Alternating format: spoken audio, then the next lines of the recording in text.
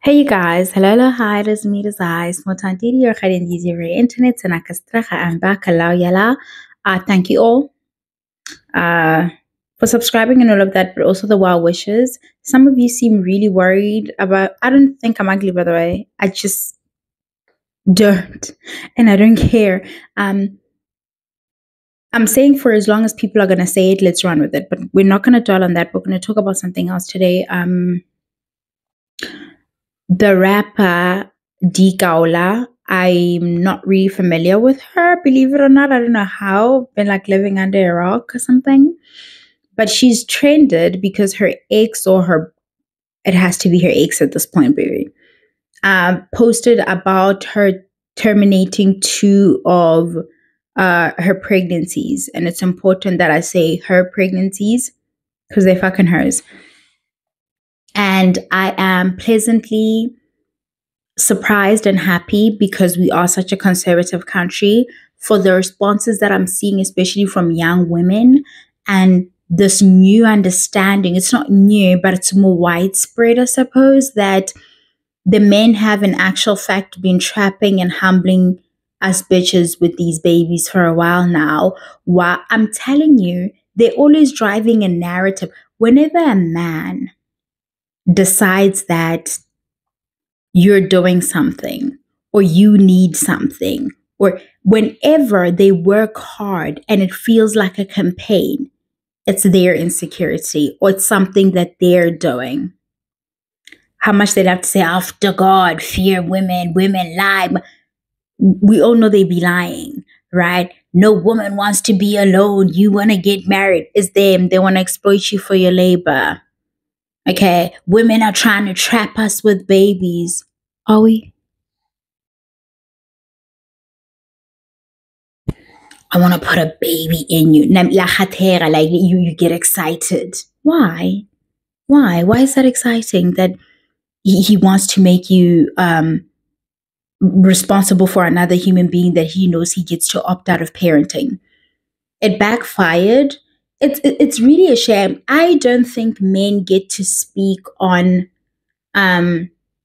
I think the final decision rests with the person who is likely to be the primary caregiver, as well as the person whose body needs to go through the trauma of making a person for several months and then birthing said person. I actually don't care if you're married. You need to sit with that one for a little bit. I know some of you are like, oh my God, we're one under. In the eyes of, baby, those are my eyes. How these eyes see it is that you get to make the final decision because there's enough evidence to support that. We don't need to really consider the opinion of men when we come to these decisions. Because somebody is all in, they're pressuring you to get pregnant, even. And you think it's because they love you. Oh, you're going to be such a wonderful mother. I can just see. Baby, that was never in question, by the way. No, the issue's always been you. But you guys, we get swept in it as women. We get carried away. Namely, when you're like 5 months in there, 5 months pregos, it starts. The real him shows up because he just wanted to humble you, just wanted to deter you from pursuing whatever it is you wanted to pursue, wanted to stunt your growth, either your career or just you emotionally. Have you now worried and fixated on him because you need support when you're pregnant, right? It's not lost on me that when like the person who's impregnated you, when they start doing crazy shit, you get so mad and you are calling them and you're hysterical and you're whatever. You're in a space where you require that support and it's distressing and they get a high from it. They like it. They intentionally put you in that position where they lies, the same lies they claim that women like to tell so much.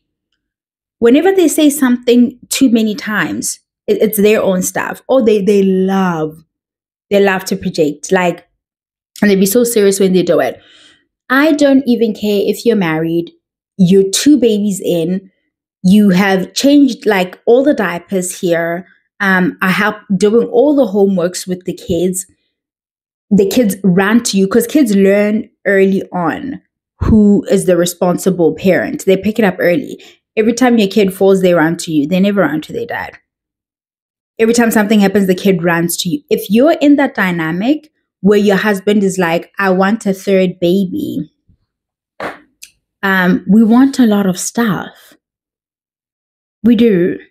We want, I want Ozempic. Like, we want a lot. What do you want me to do about you wanting a baby, husband?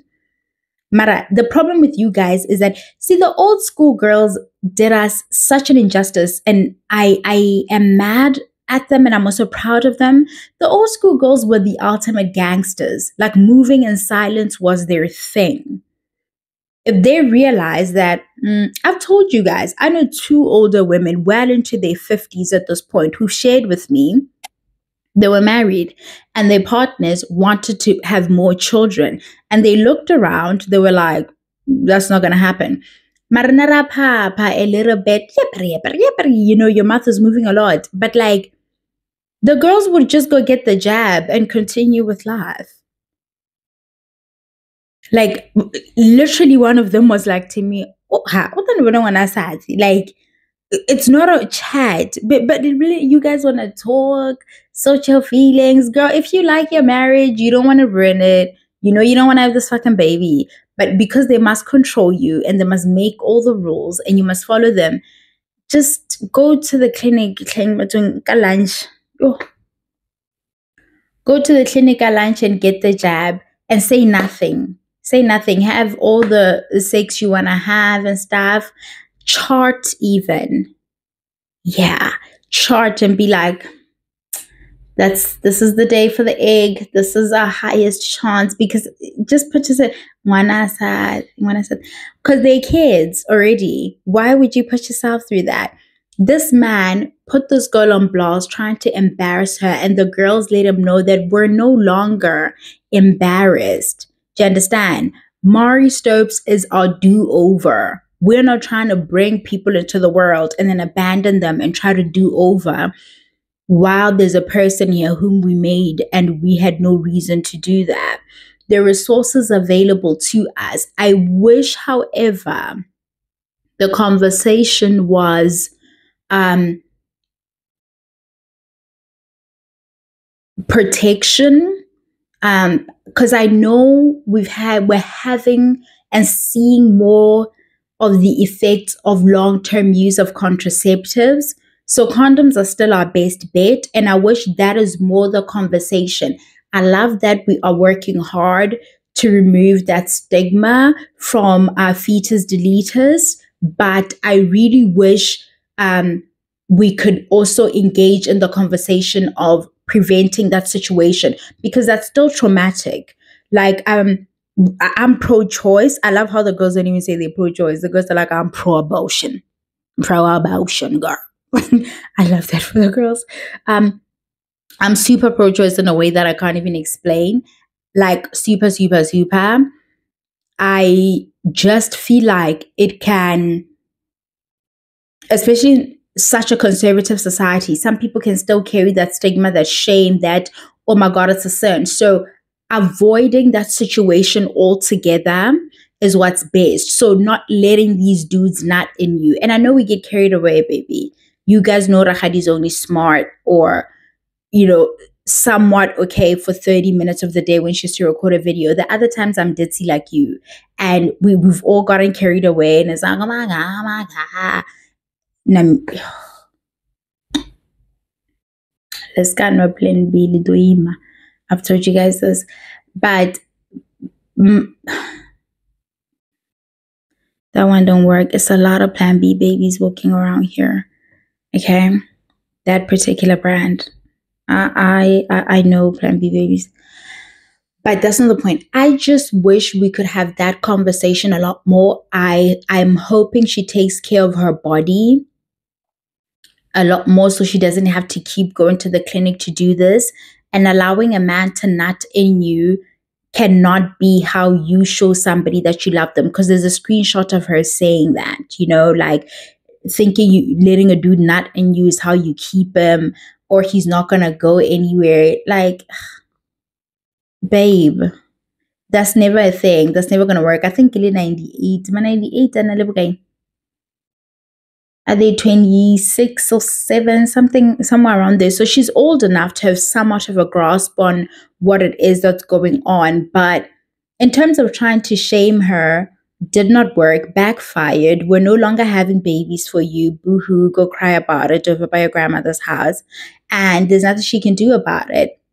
You've proven time and again that you do not deserve to have children because you don't want the children. You want to control the women that you are involved with. You want to humble them. You want to use these pregnancies to control them. Now he's crying there. Oh, this relationship put me through so much.